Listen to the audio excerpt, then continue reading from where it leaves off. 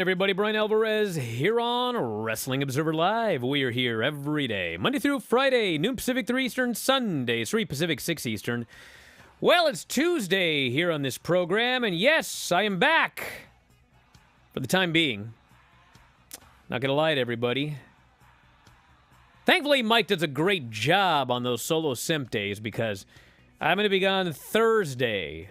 I'm gonna be gone Friday. I'm going to be gone Monday. And then I think after that, everything should be good for the time being. But you never know how things go. But we got a lot to get into here today. While I am here, not the least of which is Raw last night, where we have new WWE Women's Tag Team Champions. And man, I got all the emails last night. Oh, Bryan, look at how dumb you are. Look at that. Okay, fine. I could be dumb. I didn't think there was any chance that Aaliyah and Raquel were going to win the women's tag team titles. Why? Because it doesn't make any sense. But they did. So if you'd like to call me an idiot, hey, won't be the first time. Ain't going to be the last time. But yes, Raquel and Aaliyah are the new WWE Women's Tag Team Champions.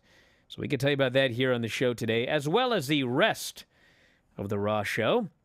And we've also got notes on a lot of former names, including an update on the former Velveteen Dream, Braun Strowman, and others as well, some of which are rumored to have been discussed about coming back to WWE. We got notes on Darby Allin having to buy his way out of a previous contract to sign with AEW, his thoughts on NXT at the time, Rampage, SmackDown ratings, and plenty more. So, a lot to get into here today, and we're going to kick it off after the break, so stick around, everybody. Wrestling Observer Live. Hey there, everyone. It's Denise Salcedo, and I'm back here with another commercial break. And this game that we're going to be playing today is actually going to be testing your memory skills. I'm going to show you an image for 30 seconds. Memorize as much as you can and see if you can answer my following questions. Here is the image.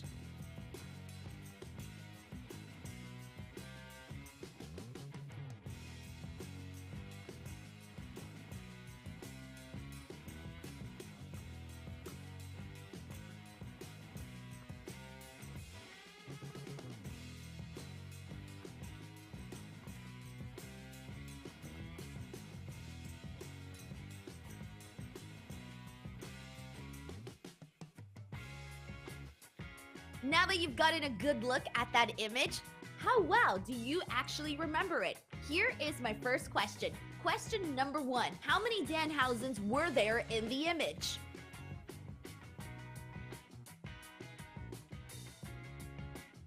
The answer is 3. Who was to the left of Ric Flair?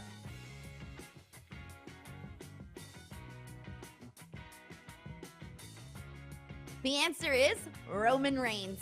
Who was on the top left corner?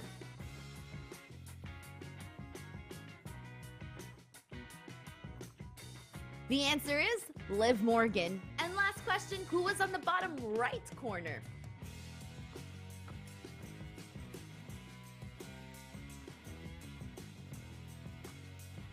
The answer is Sasha Banks.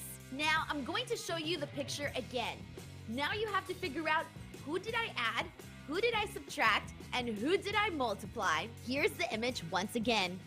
Who's been added, who's been removed, and who's been multiplied?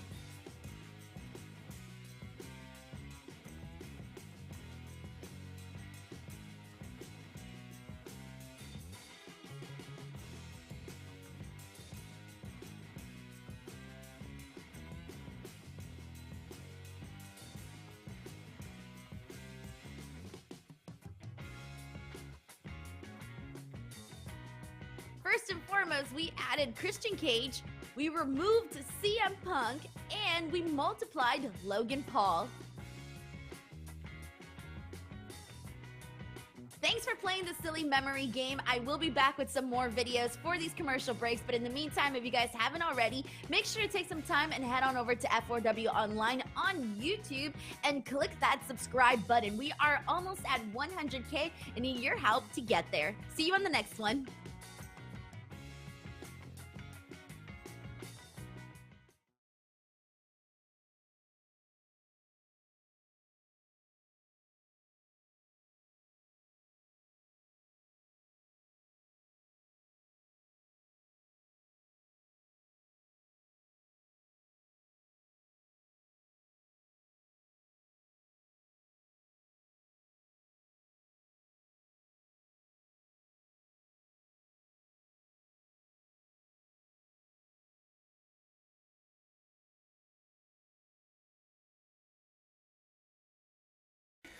Back in the show, Bryan Alvarez here, Wrestling Observer Live. Yes, Mike Sempervive is joining us here today, also of WrestlingObserver.com.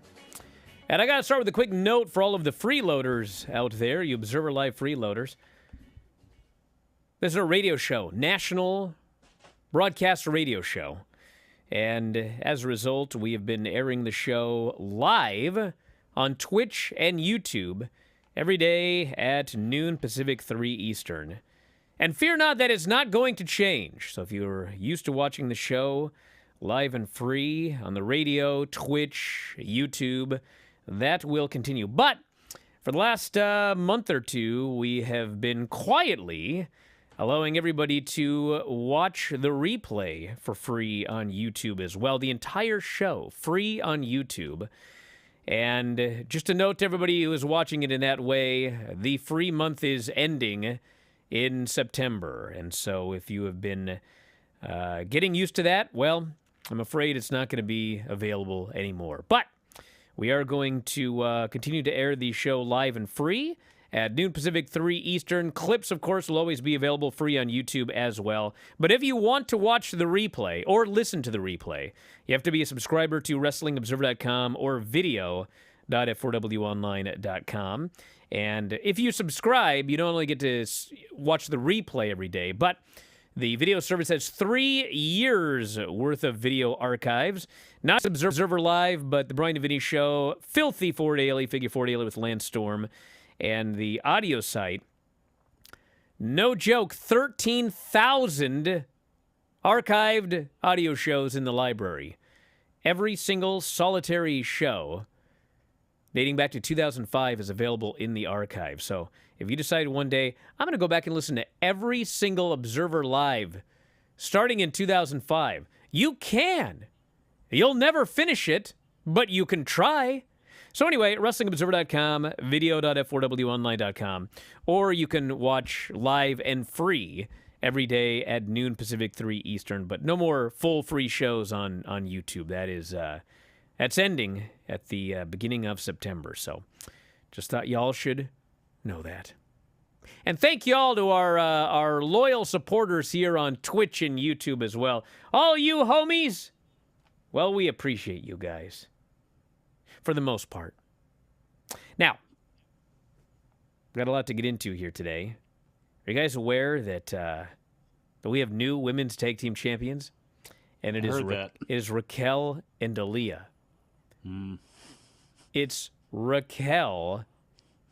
You know the funniest thing about Raquel and Aaliyah winning the tag team titles is? What's that? Besides the fact that I thought there was zero chance, and I think everybody else that has a brain thought there was zero chance.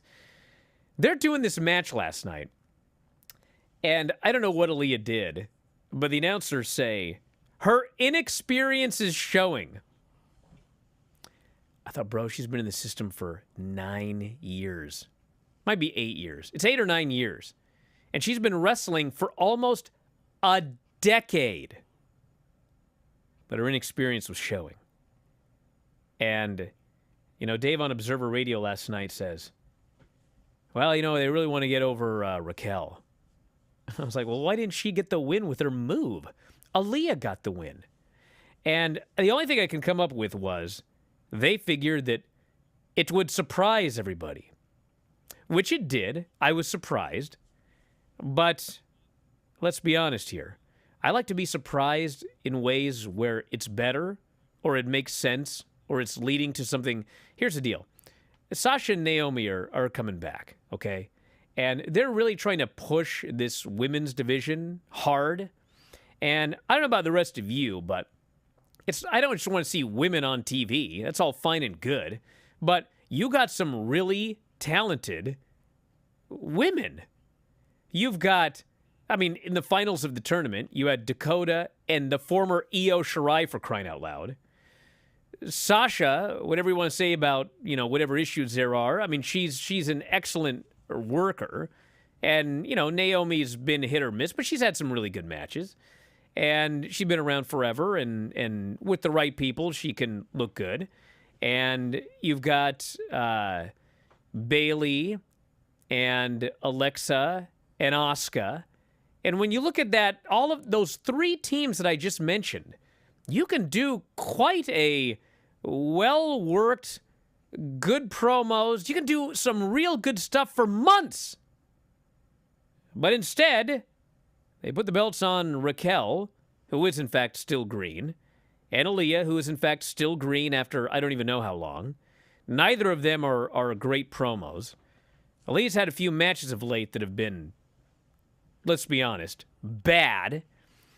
But this was their idea to surprise us. They surprised us with something where it's like... And then one other thing.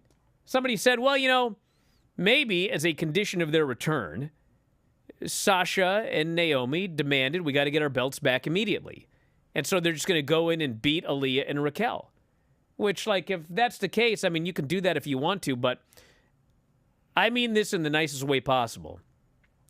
Unless you're marks, you have to understand that Sasha and Naomi coming back and chasing heels for a couple of months to win their titles back is a way better story than them walking in, winning their belts back, and then the heels are chasing them. I know it really doesn't matter all that much. I know there's not money nowadays in a chase, but it's a better story that they're trying to get their belts back that were stripped from them than just walk in, get them, and then, here's all these evil heels trying to take our... I don't know, who cares? But I was surprised, and not in a good way, last night. Especially because what are going to be the better matches? Sasha and Naomi against Aaliyah and Raquel? Or, honest to God, if this was a different administration like the last one, I would figure they just did this so you could have Raquel turn around and turn on Aaliyah. Honestly, because that's usually what they do with these types of teams that they slap together and they have eyes on one person and not another because maybe they're trying to get what they can get out of Aaliyah, before they start doing cuts or something. Because, again, she's been there a long time. This is the most they've done with her. I don't know if she has at a level where they... Again, when you start naming names, Charlotte, Bianca, Bailey, Sasha... Where does Aaliyah fit? When you start looking at names that could be coming, your Tiffany Strattons, your Zoe Starks, people that they really like Lash Legend, like Nikita Lyons, start going, okay, well, where does Aaliyah, how long is she going to be here? How long can she fit here? What can she contribute? And I hate to do that, but really, that's what I was thinking about her before this. And okay, if you're going to give her a shot, that's fine. I just don't know if this thing is going to work, and I don't know if it's going to have the impact that they want it to. But you know what? I don't know their story yet, so I'll wait and see how they decide to let it play out. But I also started to wonder if Zoe Stark and Nikita Lyons were in this thing, how far were they destined to go? Because you have somebody with a little more experience who can do a little bit more like Raquel can, and at least is more comfortable in her position. And you have somebody that probably shouldn't be on the main roster, and that would have been Nikita Lyons. I wonder if they could have been a possible winner to this whole thing, especially because they call it Toxic Attraction. And again, I don't know, maybe they would have had to beat somebody else in the finals, but I wonder if this was just about putting belts on a team that people didn't expect, or they actually had eyes on bringing somebody up, and then they, things happened the way they did. Also, a couple of other notes from Raw. We'll do the full report here in a bit, but Matt Riddle is now Matt Riddle again. Austin Theory is now Austin Theory again. And I'd have to go through the roster to see who else lost their first and or last names. but it looks like people are going to start getting their names back if you lost one or the other. Angel Garza. Yeah, Angel Garza will probably be Angel Garza again. And this is a departure from one of Vince's weird things where the reason a lot of people lost their last names is because, and Matt Riddle's obviously an exception because he's been there forever, but they want to market you and they don't want you going to AEW and using whatever. So if your name is Matt Riddle now, they would change your name immediately. Just like Gable Stevenson's brother he's just some random bloke now. Damon Kemp. But, and if your first name, even if it was a fake name, if part of the fake name was part of your real name, Austin Theory had to go. I'm actually not sure if Austin's his first name. But anyway, people are getting their names back, which is a positive, because a man named Theory, it's weird. Back in a moment, Observer Live.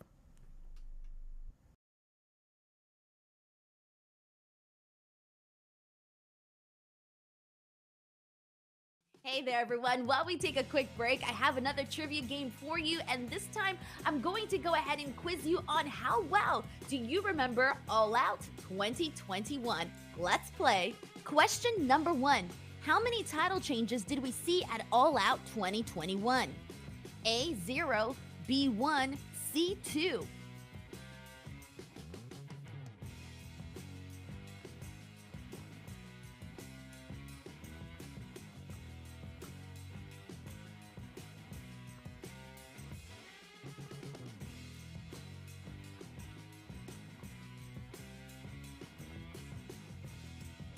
The answer is 1. Out of 4 championship matches, only 1 changed hands, and it was for the AEW World Tag Team Championship, in which the Lucha Brothers defeated the Young Bucks. Question number 2. Who wasn't in the Women's Casino Battle Royale? A. Ty Conti, B. Chris Statlander, C. Jade Cargill, D. Rebel.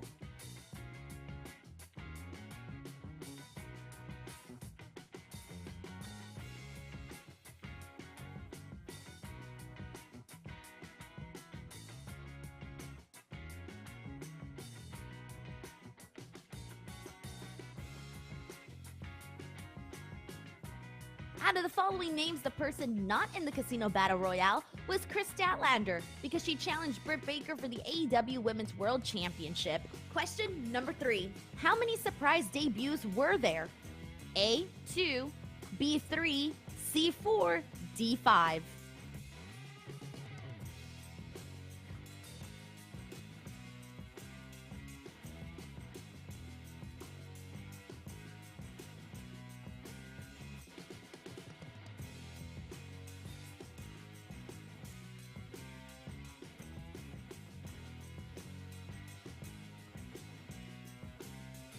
The answer is 4. We saw the AEW debuts of Minoru Suzuki, Adam Cole, Ruby Soho, and Bryan Danielson. Question number 4. What was the opening match of the main card? A. Moxley vs. Kojima, B. The 10-man tag, C. Miro vs. Kingston, D. Jericho vs. MJF.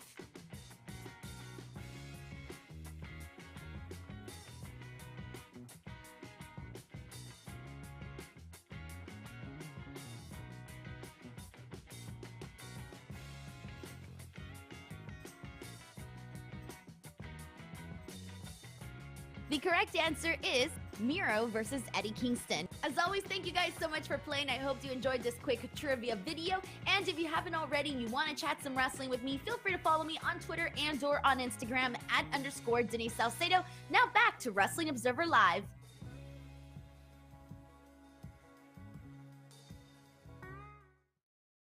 Bryan Alvarez here, Wrestling Observer Live. Mike Sempervive, also WrestlingObserver.com. So a lot of people have returned with Triple H in charge.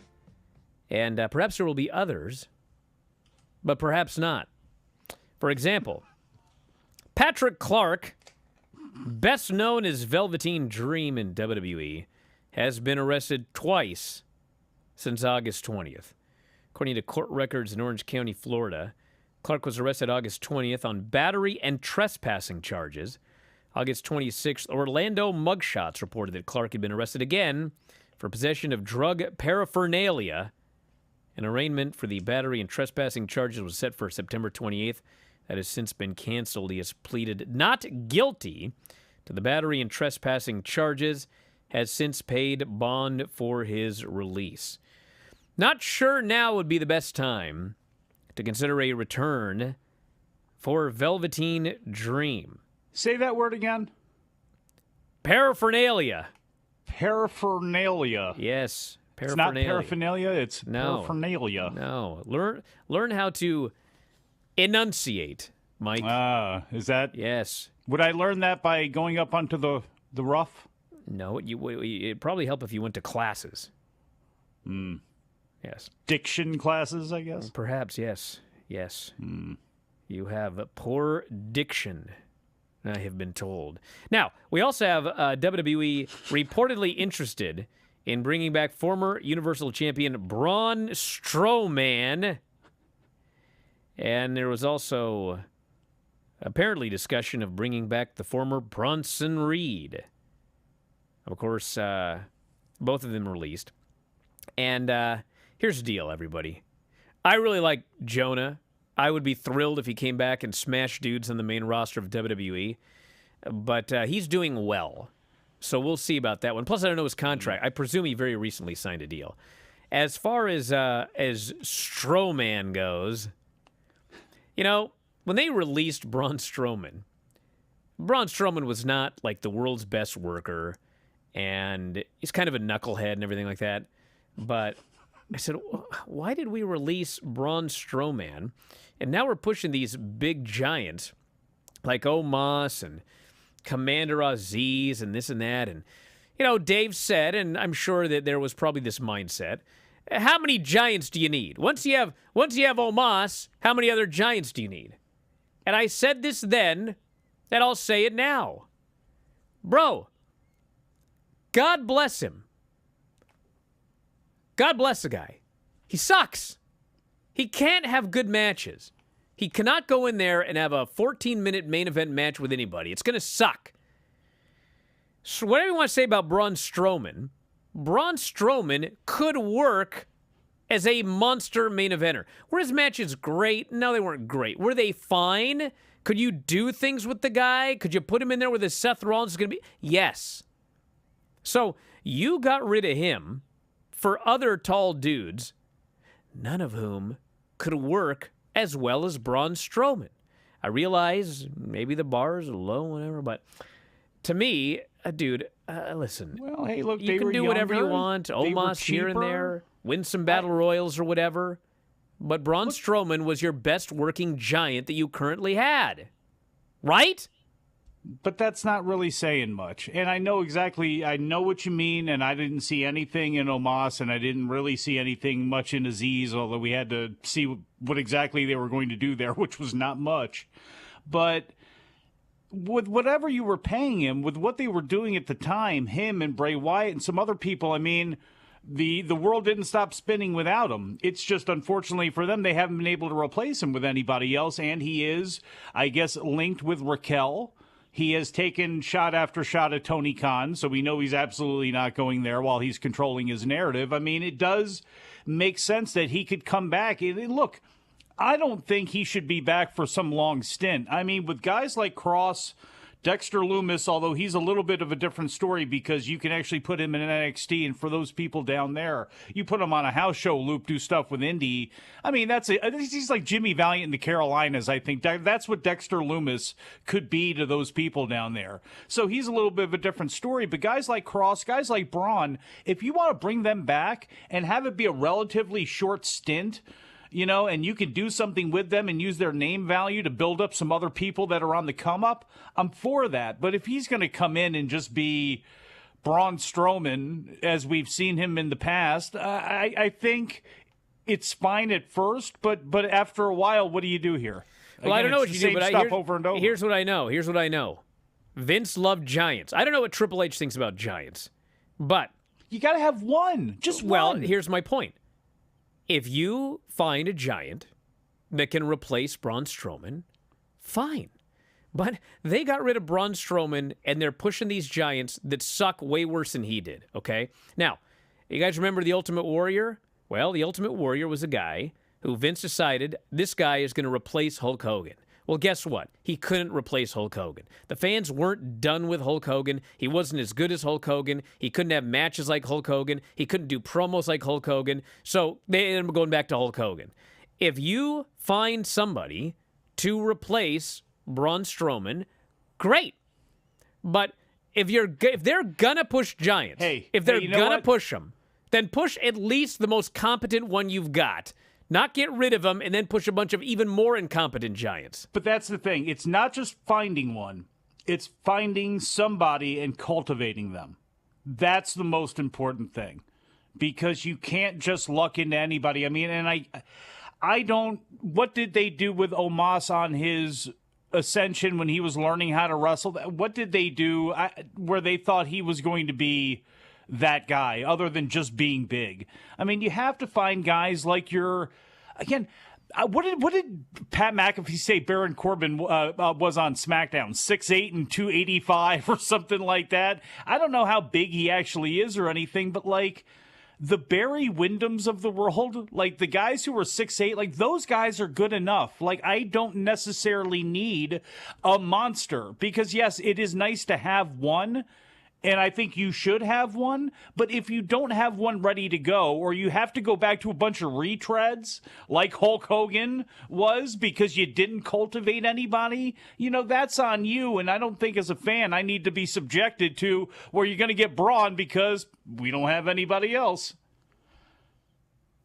Shankly. Commander, He's not Commander. The guy. That was my point. Who's your dancing dude down in NXT? Commander Aziz. Omos. And yes, people are making fun of me. Oh, get the least bad. Yes, get the least bad giant. That's what I'm saying. Get the least bad giant. I'm not ashamed to say that. If I have to watch a bad giant, I want to watch the least bad giant. But if the least not bad the worst giant you have is Giant Silva, if it's Great Khali, do we have to deal with this again? If we get Big Show, that's cool. But like, if we get Khali, do we? No. No, yes, I agree, Big everybody. Viscera? You want Viscera back, Brian? Is that what you're saying? This person notes Songa. Yes, I love Songa. Okay, but Songa still got a ways to go in the ring, and I'm not sure exactly. A long ways. I don't know how tall he really is, but man, let me tell you something. Songa, personality-wise, blows away every other giant that they've got by miles and miles. Work-wise, it's funny if you watch him work. He literally is being trained, like the work, the look, the gear, to be Braun Strowman. But he's not there yet in the ring. So get Braun Strowman, have him be your giant that you have to have everyone beat on the way to a championship match or whatever you're going to do, because Triple H did learn from Vince. And then when Song is ready, he can come up and be your awesome giant. Sometimes you don't need to have, even though it might be great for a few people, that technical wrestling match. Sometimes you don't have to have that women's match on the card just to put one on there. And sometimes you don't have to have that Davey versus Goliath type of situation or that gigantic horror film type of situation with this monster coming to crush, kill, and destroy. Sometimes your monsters can be semi-normal human beings like the Brock Lesnars and people like that of the world. I was talking about Morrissey. Yeah, Morrissey's a tall guy. Morrissey is turned into a pretty decent worker. He's a Wyndham. He's a the more issue, of a personality. The issue to me is he's not a personality. He was a personality with Enzo. Without right. Enzo, he's just a tall guy. He insulted Daniel Bryan. I mean, you could say whatever you want about Strowman, but even his gimmick of a big dummy, which was his storyline gimmick for a while, especially when he feuded with Shane, I mean, that was something. I mean, you could watch him and be entertained by the segment. And you know way more than I could say for Omos. Well, with all of this talk, too, it doesn't really matter because I think for that WWE fan base, if he does come back, again, at least short term, it's absolutely going to work. In him, I would almost guaranteed surely be put into a situation where he's going to be throwing people through things if he returns and just completely tearing stuff up to mark his presence again in WWE. So short term, at least, it's going to work out just fine. Long term, we'll see. Darby Allin says he had to pay $12,000 to get out of a contract with another company before he could sign with AEW. He said, at the time I was signed with another little promotion. The moment I heard Cody was interested, long story short, I paid $12,000 to get on my contract. I took a loan out, and I remember I used to hit Cody up every day. Just blow his phone up. I just heard there was a new company starting, and this is before TV was even talked about. I was like, this is crazy. All I heard when they were promoting it was the word creative freedom, and I was like, that's where I need to be. He also received interest from NXT at the time, but he knew he wanted to go to AEW. At the time, I was kind of being groomed to go to NXT, and I saw the writing on the wall. This was back when 205 Live was a thing, if you remember 205 Live. And I was like, he said some naughty words. I'm not going there to do that.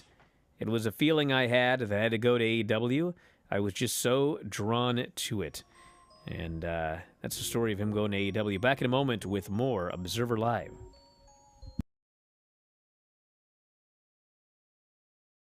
As promised, I am back with another round of NXT 2.0 trivia. Let's play. Question number 1. After MSK vacated the tag team championships, which team became tag team champs? A, the Creed Brothers, B, Pretty Deadly, C, Imperium, D, none of the above.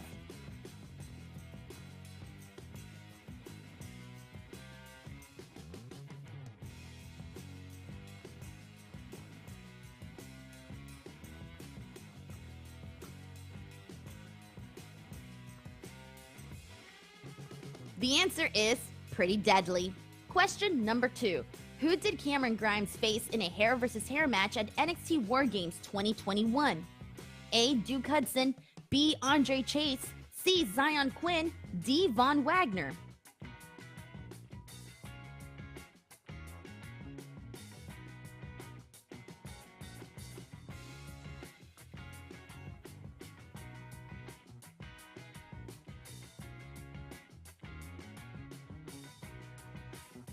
The answer is Duke Hudson. Question number 3. When did Braun Breaker first become NXT champion? A, Vengeance Day, B, Roadblock, C, Halloween Havoc, D, New Year's Evil.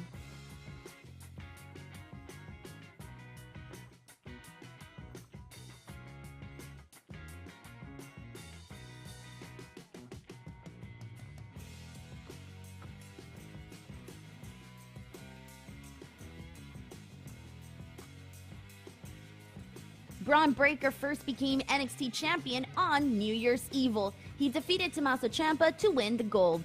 Question number 4. After winning the NXT championship at New Year's Evil, who was the first person Braun Breaker successfully defended the NXT championship against? A, Tommaso Ciampa, B, Santos Escobar, C, Dolph Ziggler, D, Joe Gacy.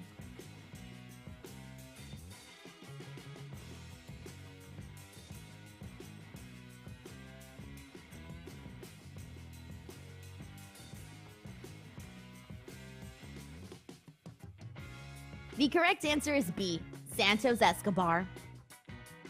That's a wrap for this video. Thank you guys so much for playing. I will be back with some more commercial breaks, but if you guys haven't already, just a heads up, make sure to head on over to F4W Online on YouTube if you're not here already, and click that subscribe button. We are almost at 100K, and we need your help to get there. On top of that, there is constant daily content going up on the channel. Until next time, I'll see you on the next video. Bye.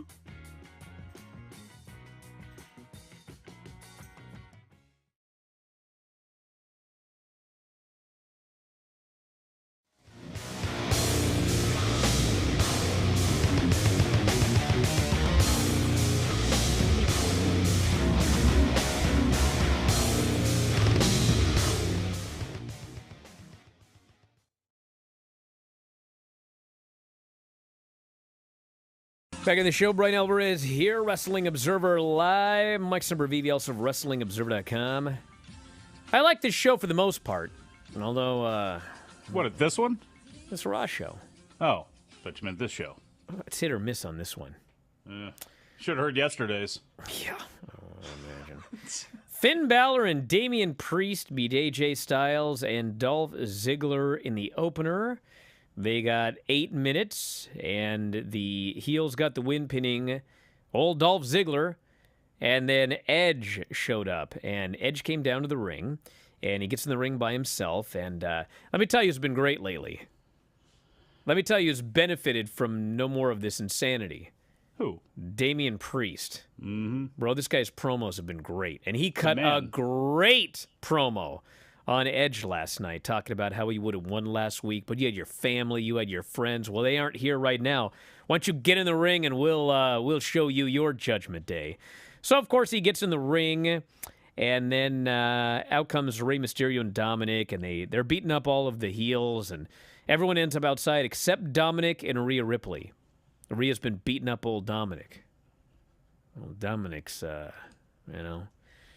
she begs him to whack her with this stick, and he won't do it. And she finally coerces him to give her the stick. And then the babyface hit the ring, and now she's got the stick, and she fends him off, and then she's pulled outside. So it looks like Dominic is smitten with Rhea Ripley. And they've been doing this storyline here for a while, but let's say it again. I think Sunday's the day, because Rey and Edge are facing the Judgment Day, and Dominic's all upset that Rey didn't choose his own son. And Rey tells him Edge is like family. And Edge is the guy that speared him. Boss man. Yes.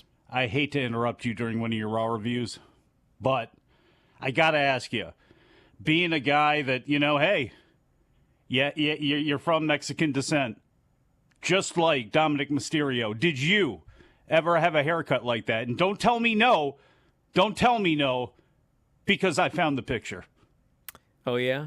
Yeah, I did. Why don't you show me this Jared, picture? Jared, can you put that up right now, please? What's up with this guy's eyes? What? What is that? That's you. That was you in 1987. Middle school, Bryan Alvarez right there. It's maybe the early 90s.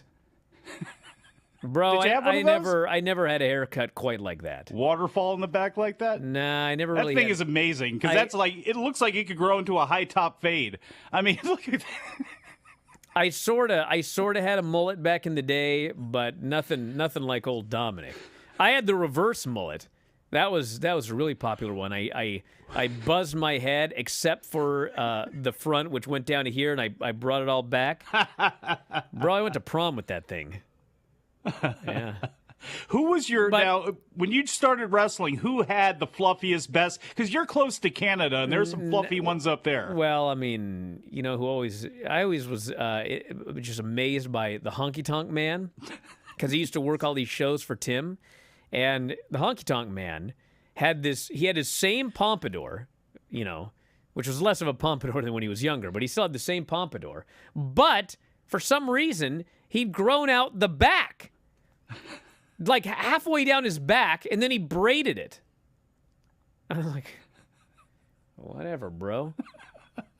Well, he had a ponytail. He had that long tail for a while there, Honky did. So a whole bunch of money spent trying to take the gray out of that. I'll talk more about Elvis tonight on the Bryan and Vinny, Granny and Craig show, because I got a story, believe it or not. But anyway, that haircut everyone's making fun of, bro, don't get me wrong, it sucks, okay? But it's clearly a tribute to Eddie Guerrero. Please stop saying Art Barr, everybody. Stop Art Barr. That same atrocious haircut. It was part of his gimmick.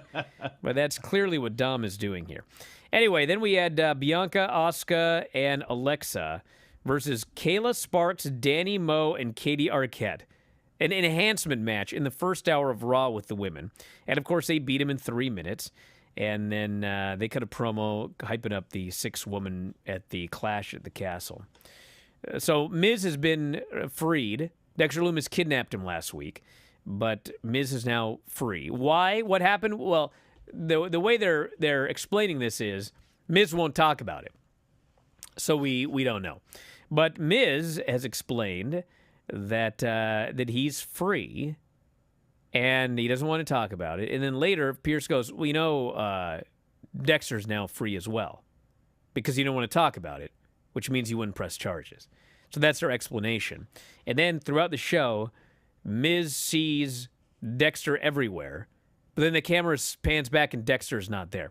So last night I was flipping my lid about, God, hate this hocus pocus, this warrior in the mirror and everything like that. I've had a day to think about it. I've talked to some other people. I will go along with it for now, because This has always been my rule, and my rule is it's not hocus pocus if what happens is possible. And if the story is that this Dexter is sneaking in and sneaking out, and he is supposed to be there, and it's not a story where Miz sees him but nobody else does, but we see him like Warrior in the mirror, so we're also crazy. The guy's there. He's just very good at sneaking. I'll accept it for now. But I'm not thrilled. I'm not thrilled, don't get me wrong. But at this point, they aren't booking it like it's magic. Well, Kevin Owens and Ezekiel? I mean, that's... everybody else is, only Kevin Owens is crazy, or however that played. Kind of the same vibe there. And look, it's pro wrestling, so I will give them a wide berth here. But I would rather see him down in NXT, that whole act down there, and kind of get this thing over with. We had a Kurt Angle segment. This is one change we've got from Vince. They respect the legends. How about it? So Angle comes out. He does a promo.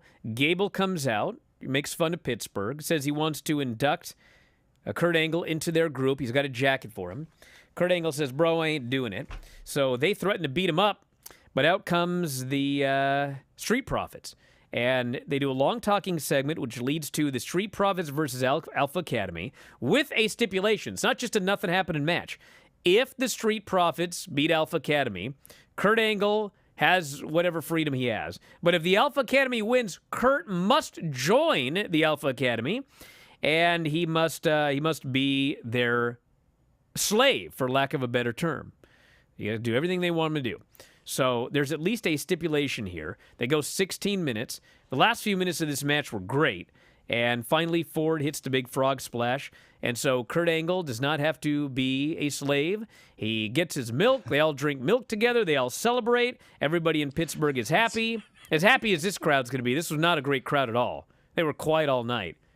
Which is funny, because all I had to hear was, oh, they do so much crowd sweetening. It's all fake. Well, bro, where was the crowd sweetening? Because you can only do so much. They tried, but this crowd was dead. And it came across as dead on television. And there's no magic here, everybody. You know what sweetening means? You get a little salt and you put it on your steak, okay? You guys know what salt is? You know what steak is, right? Yeah. Okay, so you got a steak, and the steak tastes whatever. You want it to taste a little better. Well, you put some salt on it, okay? You know what happens if you have a plate that's empty and you just pour like a whole bunch of salt on the plate? Steak doesn't appear. Right? You're right. You're absolutely right. So yeah, they do definitely sweeten the crowd, but like if the crowd's dead, no amount of sweetening is going to convince you that they're alive. Now, we had a Riddle Seth Rollins sit-down interview hosted by Corey Graves. They'd had a kerfluffle earlier in the afternoon, and they have the normal WWE back and forth or whatever. And at the end of it, Seth is laughing. He's got a stupid outfit on. Riddle's doing his gimmick. I know it's kerfuffle, but I don't want to say that. I want to say kerfluffle. So deal with it. So they do the deal, and then Seth is just being, the Riddler or whatever. And then at the very end, Riddle makes a comment about how there is one man in your household, only one. It's Becky. Which is not that insulting. But man, he's gotten under Seth's skin. So the segment ends. They go to commercial. They come back commercial, and the announcers say, man, they were still mic'd up. Wait till you see what happened after the interview was over. So what they did was, Seth, after the break, goes, man, you still there? What do you have to talk about my family for? You want to talk about family? You want to talk about your family? We talk about your wife. Oh, we can't. She divorced you and took the kids because they don't want to hang around with a blank. And now Riddle's furious. I'm going to blank you up. They got the bleep and everything like that. They're going hardcore. You would never see this with Vince in charge. It was total shoot style, swearing, back and forth, fury. When this was over, it was like, this match is hot. I thought this was great. Probably the best thing on the entire show. So they storm off set. Lashley beat The Miz. It's The Miz. Miz looks up. Oh, it's the Wall brother. It's Dexter. Gets distracted, hurt lock, submitted. Everybody else looks up. Now he's snuck away. I'm not a fan of this angle, personally. Had some comedy with Edge and Angle dating back to like 2001. Angle's referencing, you're not going to get me with this again. But they don't explain what it is. So, like, if you're under the age of 35, you're like, what's this geek talking about? No idea. But thankfully, most people are over the age of 45 watching this show. You think maybe Dexter just says to hell with it, and instead of going after The Miz, he just kidnaps Ciampa and takes him back to Gargano, and they kick open the door of Gargano's house, and there's Indy, and there's Gargano, there's everybody, and it's a nice Bro, happy I got family so again. much more to recap here, and it's fantasy booking for the way. God help me. The Usos and Sami Zayn have a segment. This segment was great. If you don't watch Raw on SmackDown, I don't know what to tell you. But if you do, this segment was great because they have literally been doing long-term storytelling with Sami Zayn, the Usos, and Kevin Owens. And it is, in fact, going week to week. It is continuing along. There's no start and stop. Sami, and man, I could talk about this forever. We don't have time. But Sami wants to be Roman's friend. Roman is clearly using Sami. Sami gets along with Jimmy, but not Jay. Kevin Owens comes out. Sami is longtime friends with Kevin Owens, but he's being used by Roman. And so he is representing Roman against Kevin Owens, which makes Kevin Owens angry. So they got this whole thing. Everybody is great. The Usos are great. Sami is great. Kevin Owens is great. And, you know, this all plays into Clash at the Castle because Kevin Owens is talking about how he wants to face Roman Reigns for the title, which I think could be a red herring. And Drew might... I would put the title on Drew. And then everyone's like, well, what do you do with Kevin if Roman's not the champion? Kevin and Sami as baby faces against the Usos. Thank you. It's perfect. Jesus Christmas. My God. Why is this so difficult for people? But Kevin Owens then beat Jey Uso, and the Usos want Sami to hit Kevin with a chair, but he just can't bring himself to do it. And so Jey ends up beaten. They're yelling at Sami. You want Sami to turn. I think this is one of the best storylines they've got going right now.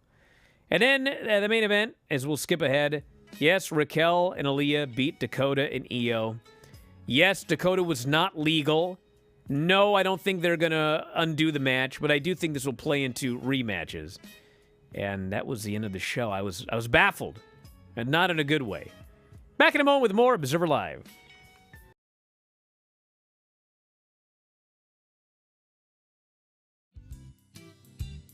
I'm going to put up an image of a person you've never seen before. And that is because they are composed of two wrestlers, two Impact wrestlers that are either currently in the company or have been in the company in the past. And you basically have to try to guess the two people. I might be terrible at this, but I'm ready, yeah. Let's do it. All right, first one up. Who are the two wrestlers in this photo? Oh my goodness. Kurt Angle. Correct, that's one of them. Just the suit gave him away.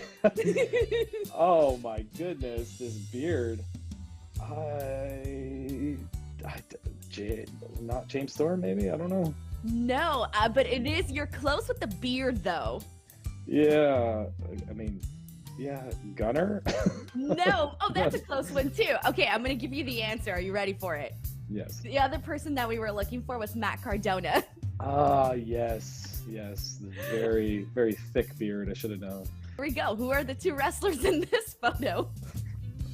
Well, that's PCO. Correct.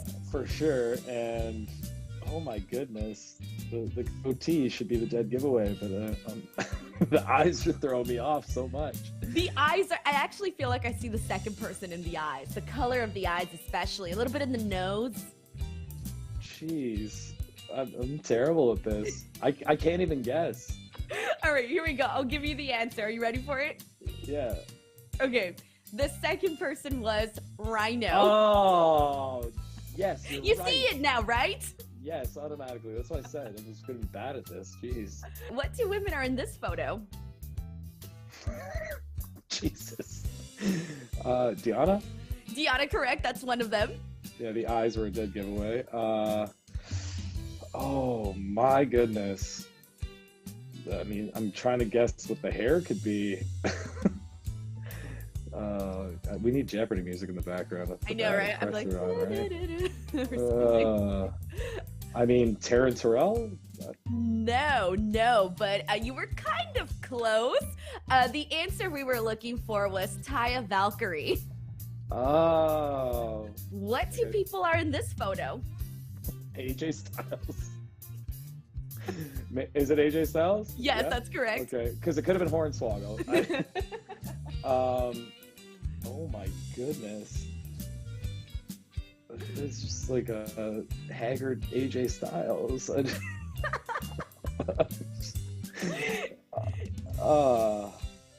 I'm really bad at this. It's the nose for sure, and the eyes that are supposed to give this away. Is that me? Yes. Oh, that's brutal. Oh, at least I got one. That's why I was dying in the background.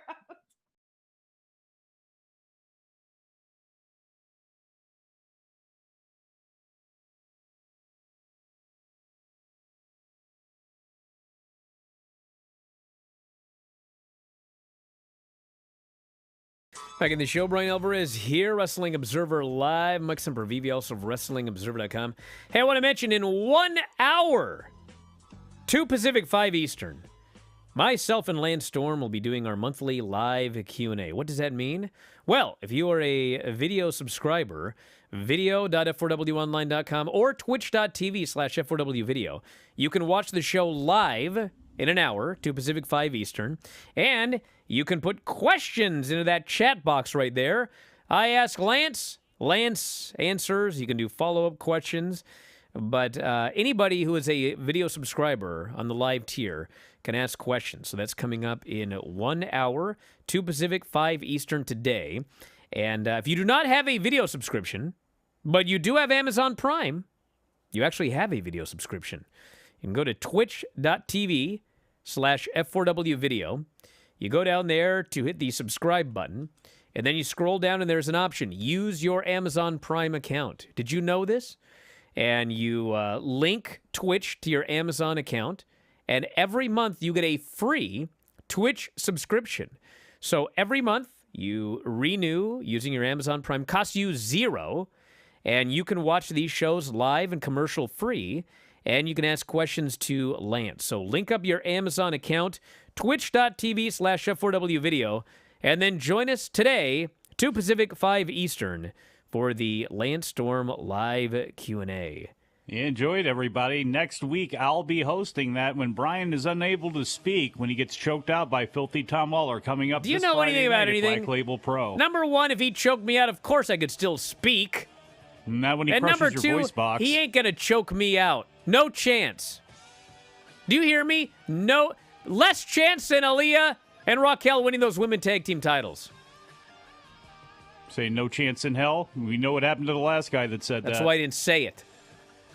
Talk to you again next time. Wrestling Observer Live.